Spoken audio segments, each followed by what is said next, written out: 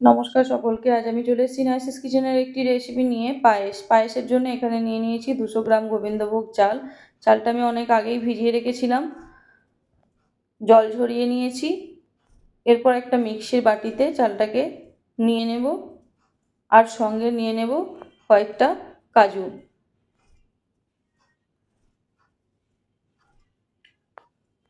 ঢাকনা বন্ধ করে দেব, দিয়ে এটাকে পেস্ট বানিয়ে নেব। একদম মিহি পেস্ট করব না, আধো আধো করে চালটাকে পেস্ট করে নেব, তাতে করে পায়েসটা খেতে ভালো লাগে।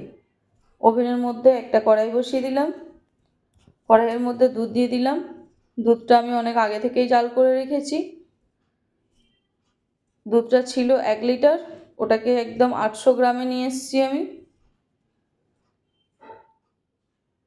দিয়ে দিলাম 2টো তেজপাতা, 2টো এলাইচি,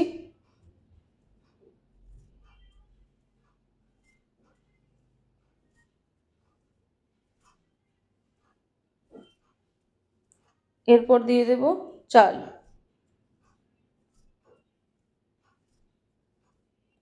চালটা খুব ভালো করে নাড়াচাড়া করতে হবে, নয়তো নিচে জমাট বেঁধে যাবে।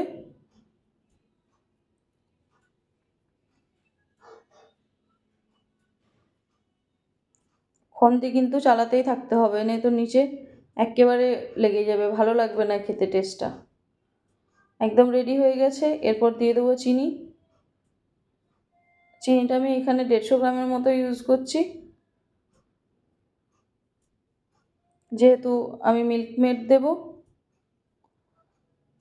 মিল্কমেড যেহেতু মিষ্টি, একদম অল্প পরিমাণ দিয়ে দিলাম। আপনারা আপনাদের মতো দেবেন মিষ্টিটা। খুব ভালো করে নাড়াচাড়া করতে হবে। যত বেশি নাড়াচাড়া করবেন তত বেশি কিন্তু টেস্টও ভালো লাগবে। এরপর কোকোনাট পাউডার দিয়ে দিলাম উপর থেকে ফ্লেভারের জন্য।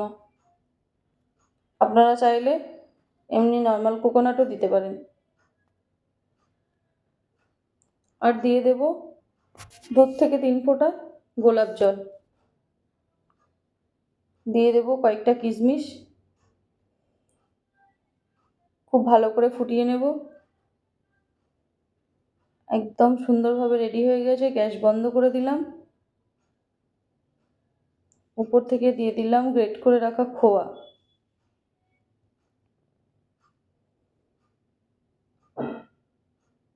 পায়েসের সঙ্গে খোয়াটা যদি ব্যবহার করা হয়, খুব ভালো লাগে টেস্টটা খেতে। আমি একটা বাটিতে দিয়ে দেখাচ্ছি আপনাদের, কত সুন্দর হয়েছে দেখুন। খেতেও কিন্তু দুর্দান্ত টেস্ট। অতি অবশ্যই আপনারা এই রেসিপিটি একবার হলেও ট্রাই করবেন, আশা করি আপনাদের ভালো লাগবে। যারা আমার ইউটিউব চ্যানেলটি এখনও পর্যন্ত সাবস্ক্রাইব করেননি, তারা অতি অবশ্যই আমার ইউটিউব চ্যানেলটিকে সাবস্ক্রাইব করে ফেলুন। ধন্যবাদ সকলকে।